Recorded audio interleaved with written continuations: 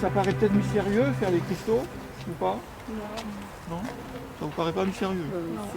C'est le projet littérature et sciences. Je souhaitais justement que les élèves Mais non, c'est de la poudre, ça donne de la poudre quand tu fais ça.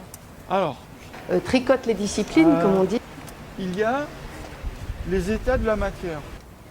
Si vous faites des études poussées, vous verrez que les liquides ont plusieurs types d'états.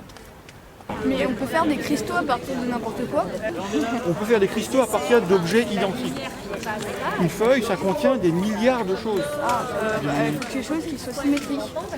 Aller dans un laboratoire, parce que c'était mon rêve. J'ai déjà fait ça pendant mon stage de découverte et j'ai adoré. Dans la feuille de l'arbre, si j'extrais par exemple la chlorophylle, c'est un pigment vert, je peux cristalliser de la chlorophylle. Et ça fera des cristaux verts. Ça fera des cristaux verts. Vous vous rappelez, je vous avais fait le millimètre, le dixième du millimètre, le millième du millimètre.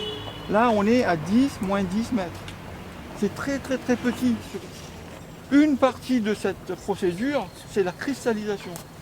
Une partie de cette procédure, c'est la cristallisation. Et c'est ce que vous allez voir aujourd'hui. Un labo, c'est toujours un endroit où il y a des risques.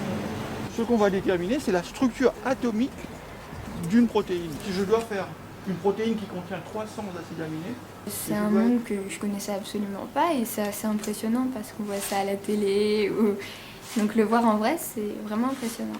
Le fait d'aller dans l'institut même, parce que c'est quand même assez extraordinaire. ils apprenaient l'organisation de l'espace, du temps, des connaissances, et surtout qu'il y a des choses à découvrir. Tout n'est pas connu. Donc l'idée de mettre en place une procédure scientifique, obtenir des résultats, procéder à une autre étape, etc., c'est ce qu'ils apprennent. Donc il y avait plein d'étapes et voilà, donc c'était vraiment très intéressant. Je souhaitais aussi que les filles en particulier se lancent vers des études scientifiques où il y a un déficit de recrutement. Développer aussi l'aspect égalité filles-garçons.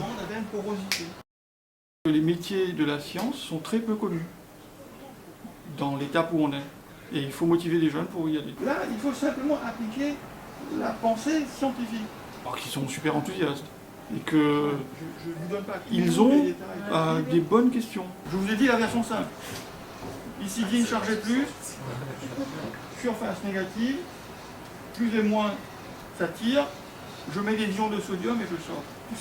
Une question sur la première part, vous avez fait combien de Neptune? Plus fort et en plus articulé. Beaucoup.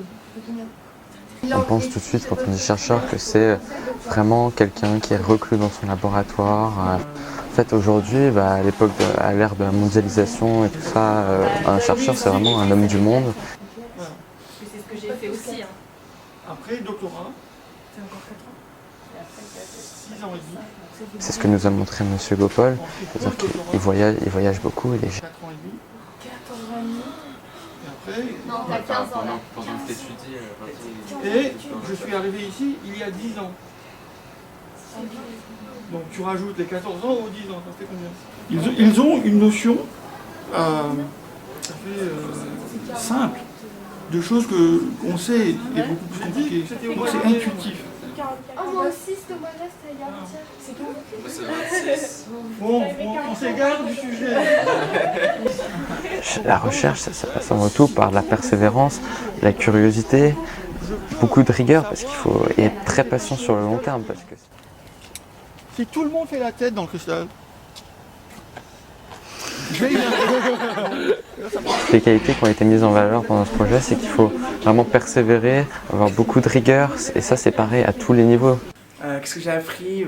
Plein de choses. La première fois on avait fait... Qu'est-ce qu'on avait fait déjà?